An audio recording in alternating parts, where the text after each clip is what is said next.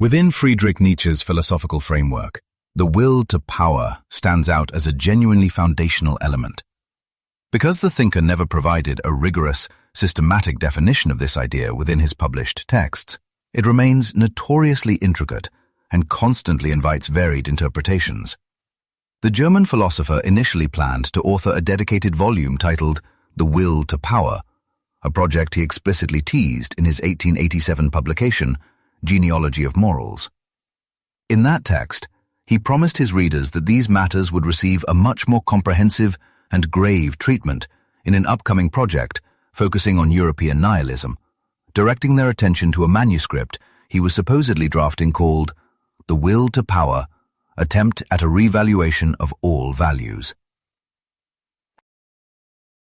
By 1888, however, the philosopher discarded the original concept entirely, choosing instead to repurpose his gathered notes into a fresh 4-volume masterwork titled Revaluation of All Values, of which he successfully concluded the initial segment, The Antichrist.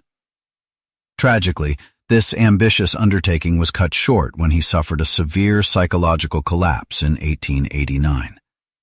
This devastating event stripped him of his cognitive abilities for the final 11 years of his existence, leaving the grand endeavor forever unfinished. While he lingered in this incapacitated state, his sister Elizabeth and his close associate Peter Gast seized control of his private manuscripts, subsequently altering and releasing them as The Will to Power, which Elizabeth falsely heralded as her sibling's definitive masterpiece. Regrettably, her primary motivation was to twist his intellectual legacy to align with her own National Socialist ideological leanings. Fortunately, that compromised edition was eventually replaced by a much larger second iteration, comprising 1,067 sections, which faithfully restored his authentic journal entries and is now widely recognized under the original title. Even though it represents a collection released after his passing rather than a finished treatise, it continues to serve as an invaluable curated compilation of his raw intellectual musings. I will now direct your attention strictly toward the materials the author personally authored and released during his lucid period, supplementing this with relevant excerpts from his private journals when necessary. His initial intellectual forays into the psychology of human dominance can be traced back to his earlier literary productions, namely Human, All Too Human, The Dawn, and The Gay Science. He articulated this dynamic by noting that a strong individual expresses thanks because a benefactor has essentially trespassed upon their personal domain, making the act of thanking a subtle method of retaliation. He reasoned that failing to return this acknowledgement would expose the mighty figure as helpless, which is why ancient aristocratic societies elevated gratitude to a primary moral obligation. The underlying logic suggests that whenever someone assists you, it inherently implies a state of weakness on your part, diminishing your standing both internally and externally. By offering thanks, you effectively flip the script, reframing the interaction so that the helper appears to be serving your needs, thereby transforming a simple expression of appreciation into a covert act of vengeance. Turning to another psychological observation, the philosopher scrutinizes the human tendency to elicit sympathy, questioning if the constant airing of grievances and dramatic displays of hardship are truly designed to inflict misery upon those watching. He posited that the compassion shown by observers actually comforts the afflicted, as it proves to the sufferers that despite their frailty, you can see they still retain the capacity to cause emotional distress. It becomes clear that during this early phase of his career, he viewed this underlying urge for dominance with a degree of contempt, frequently deploying the concept to dissect character traits and actions he personally found distasteful. This perspective, however, underwent a profound transformation by the time he authored Genealogy of Morals, building upon the foundational ideas established in Human, All Too Human. He argued that the craving for dominance permeates everyone, driving the mighty to mandate gratitude while simultaneously compelling the weak to solicit pity. This brings us to a paradoxical revelation. The very act of rejecting dominance is itself an expression of that identical drive. Consequently, practices like asceticism, extreme modesty, intentional self-degradation, and the explicit rejection of worldly authority are ultimately fueled by this hidden motive.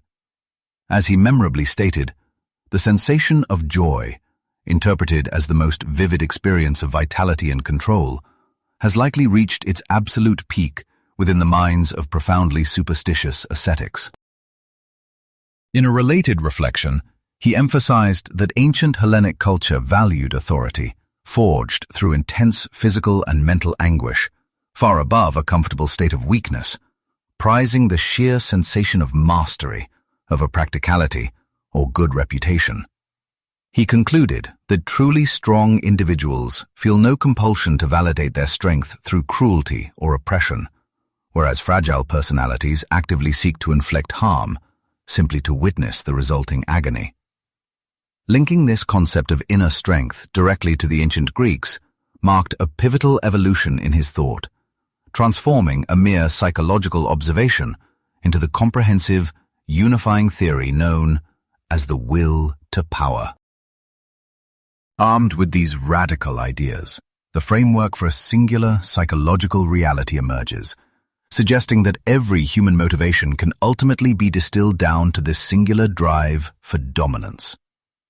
Initially, the philosopher resisted the urge to immediately adopt this overarching theory, as he was not actively hunting for a universal law of human nature.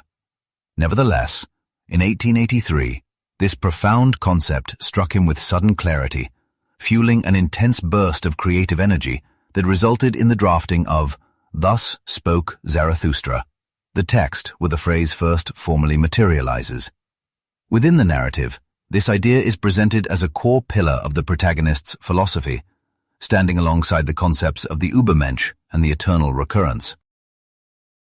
The text asserts that wherever existence flourishes, a driving force exists, not merely a desire to survive, but a profound urge for supremacy, demonstrating that the act of valuing something above survival itself is the ultimate expression of this powerful instinct.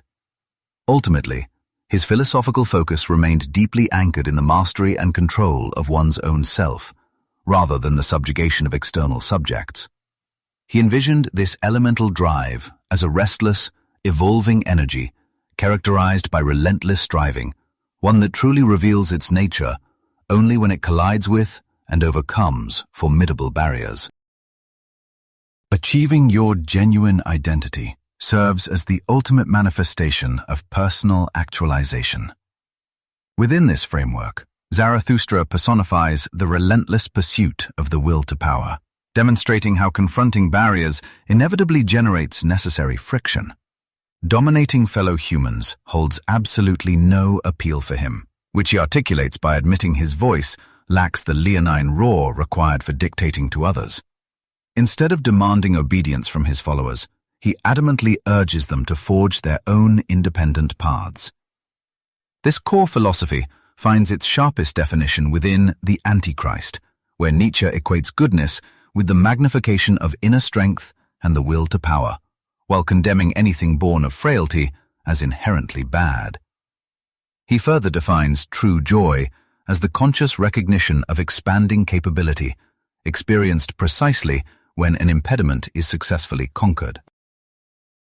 Through worldly experience, Zarathustra uncovers the profound necessity of conquering oneself, a defining trait essential to the Übermensch.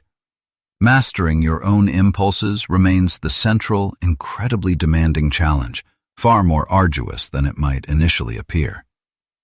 A vast majority of the population actually represents the stark opposite of the Übermensch, categorized by Nietzsche as the last man. Such individuals are paralyzed by apprehension and lethargy, trapped in a conformist herd mentality that guarantees a permanent state of unremarkable mediocrity, devoid of any substantial risk.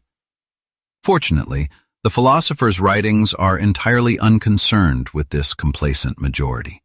His words are specifically crafted for that rare minority actively pursuing genuine existential satisfaction and profound joy. Securing the absolute pinnacle of elation requires a fundamental willingness to embrace hazard. As the philosopher passionately declares, extracting the richest rewards and most profound delight from our mortal existence demands that you actively live dangerously.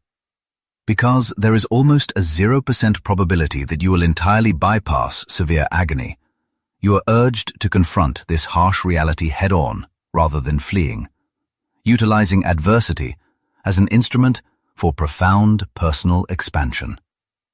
Consider the perilous ascent of a towering peak, where every upward step brings the threat of a fatal plunge or severe injury.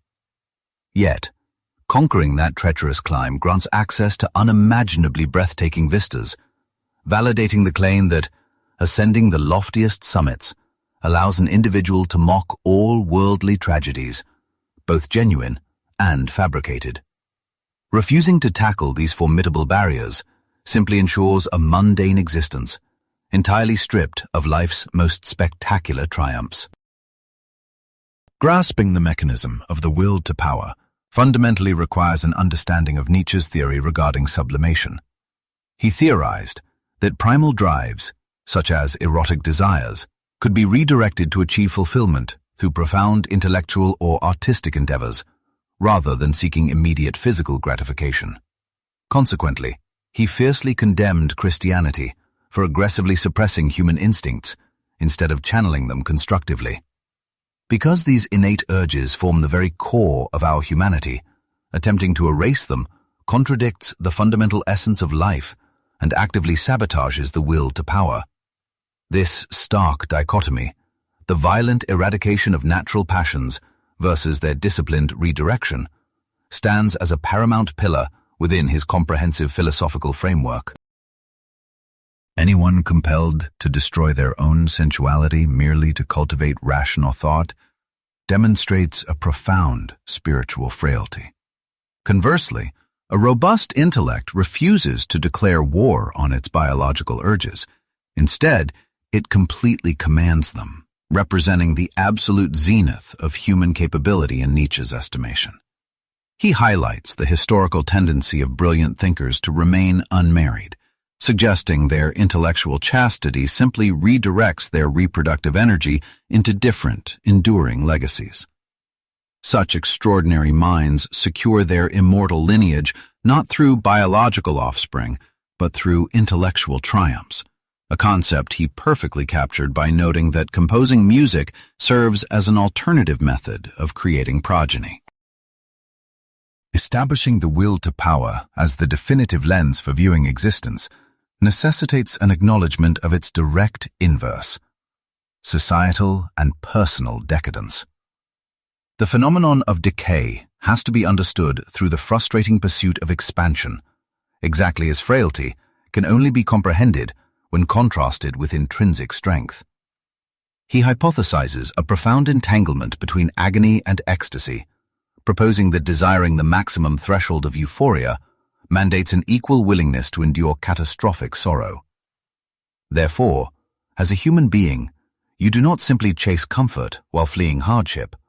Rather, you actively pursue elevated capability, constantly utilizing friction and discomfort as necessary whetstones to sharpen your own escalating power.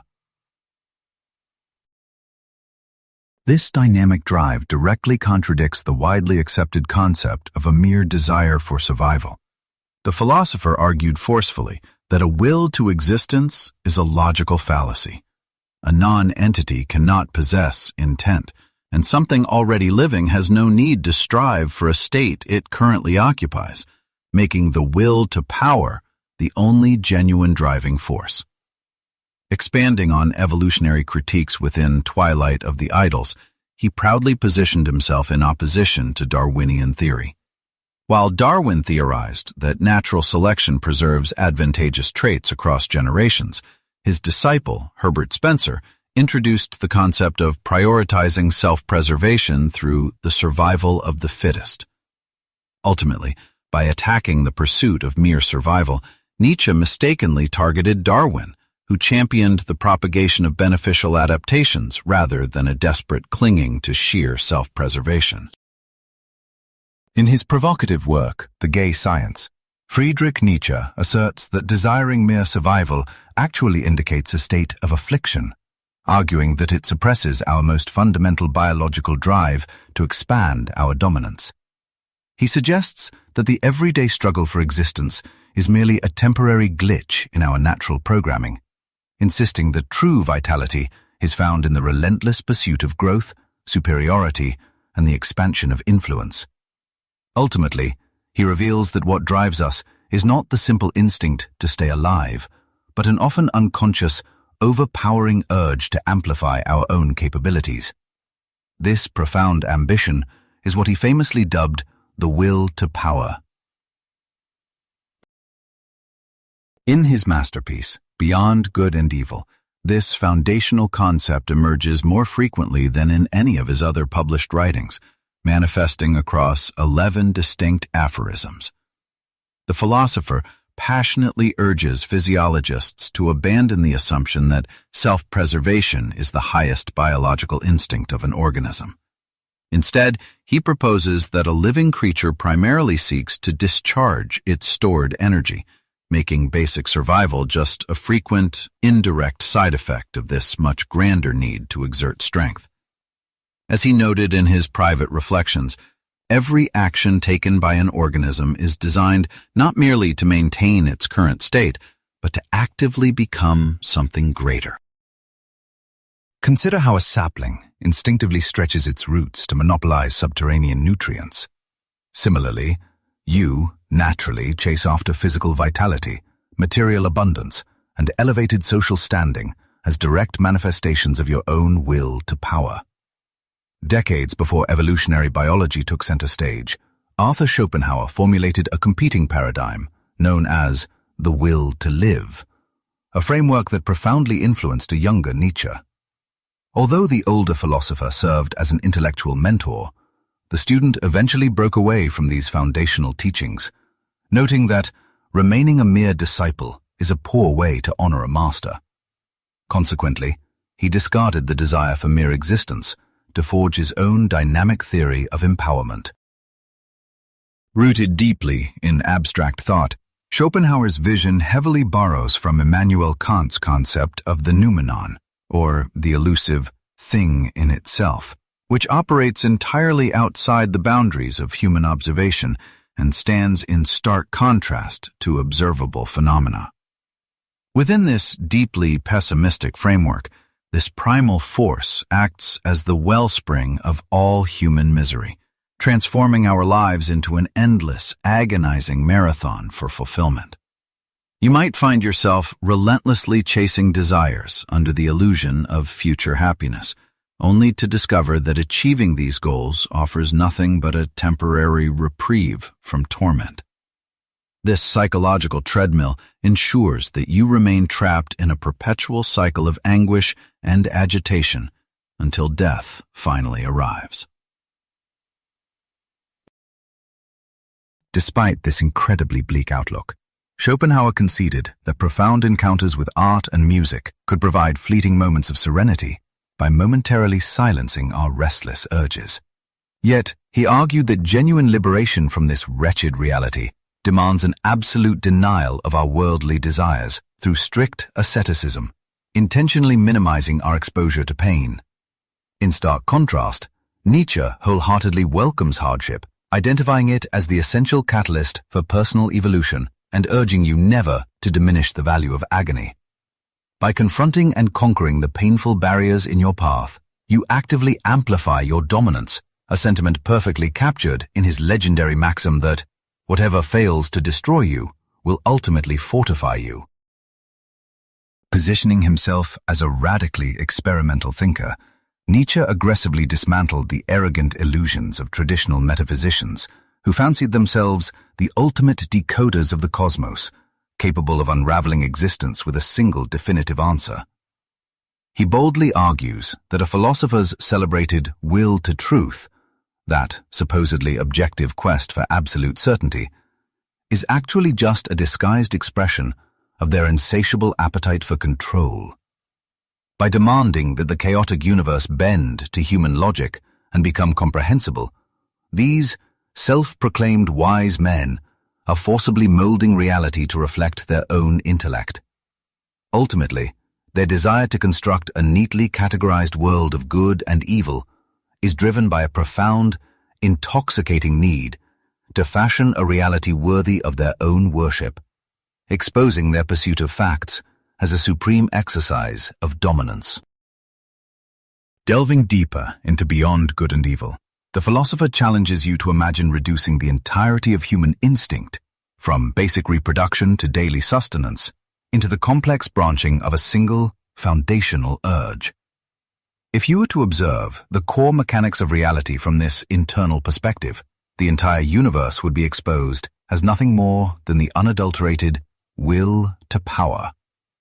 This sweeping characterization has led certain commentators to interpret his theory as a universal, metaphysical engine driving all creation, drawing uncomfortable parallels to the very Schopenhauerian concepts he sought to transcend.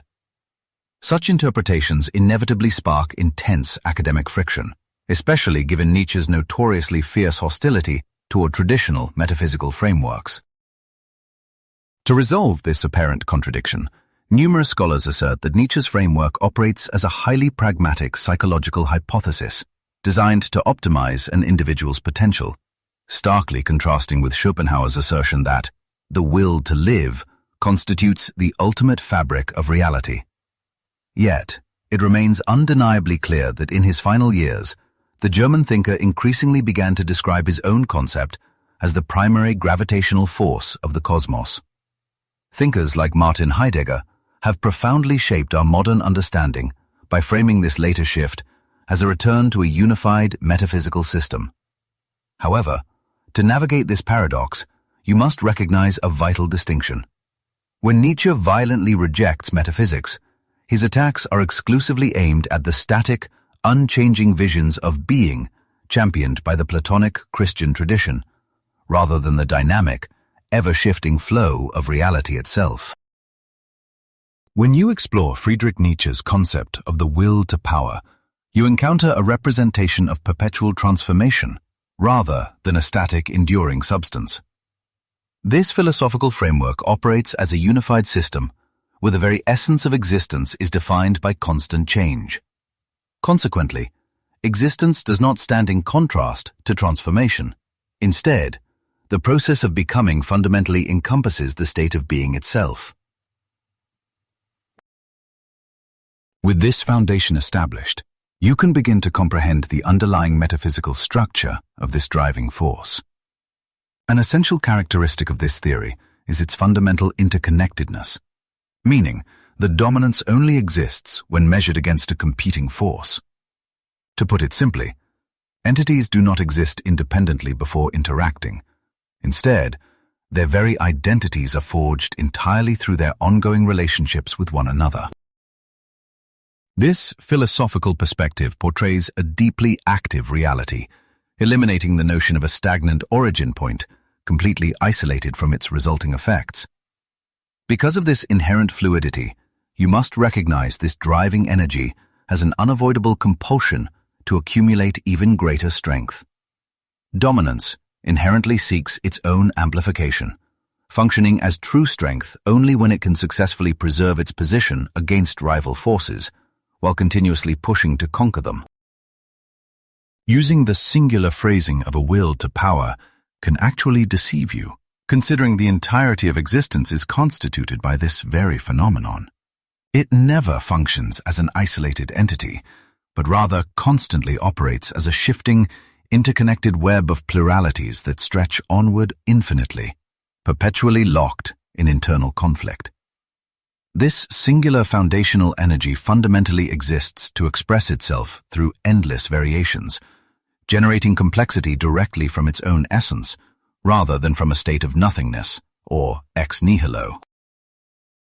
Within this ideological framework, you will find that absolutely nothing holds significance or reality apart from this relentless contest of competing energies, making it impossible to step away from the arena.